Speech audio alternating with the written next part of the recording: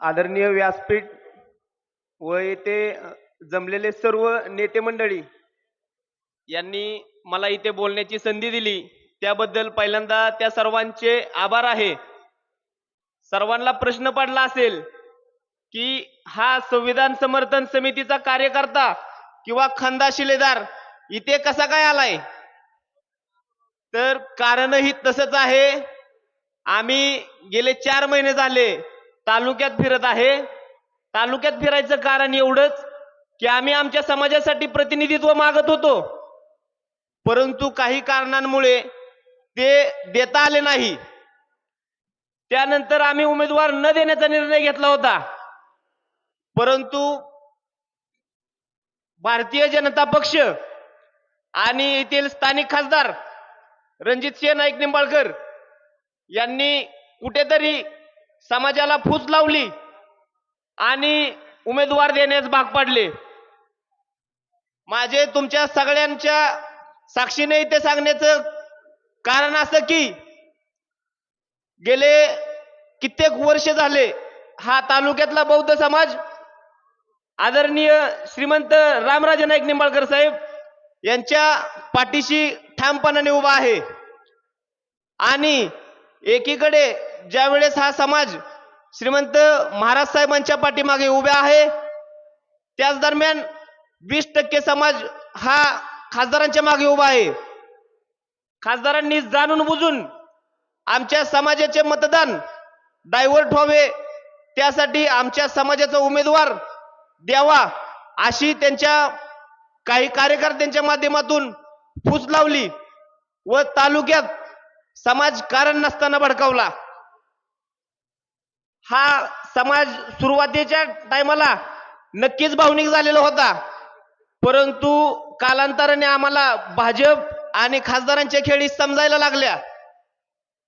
आतून पैसेही पुरवायचे आणि एका बाजूनं समाजही पेटवायचा, ही दुपट्टी भूमिका खासदारांनी घेतल्यामुळे आज मी या ठिकाणी आलेलो आहे की या स्टेजच्या निमित्तानं मला तालुक्यातील सर्व बौद्ध बांधवांना एवढंच सांगायचं आहे की आपल्याला फक्त आणि फक्त मतं खाण्यासाठी उभा केलेला आहे, जेणेकरून जो काही 80% समाज आहे त्या 80% समाजातील जर 50% जरी मतदान आपल्या समाजाच्या उमेदवाराने खाल्लं तर नक्कीच त्याचा फटका राजेगटाला बसेल आणि परिणामी कुठेतरी त्यांचे लीड कमी करता येईल.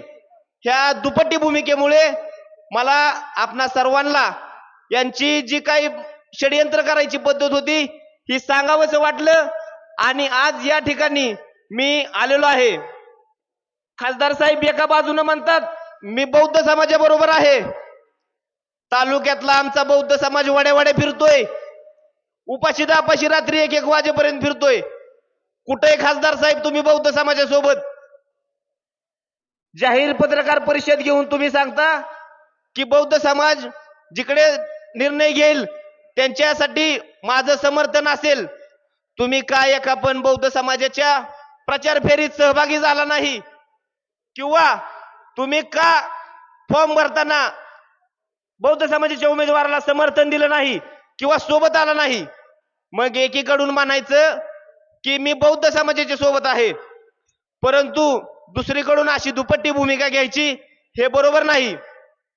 मी आपणा सर्वांना या निमित्तानं सांगेल तालुक्यातल्या समस्त बौद्ध समाजाला की आपल्याला फक्त आणि फक्त मतं खाण्यासाठी उभा केलेला आहे.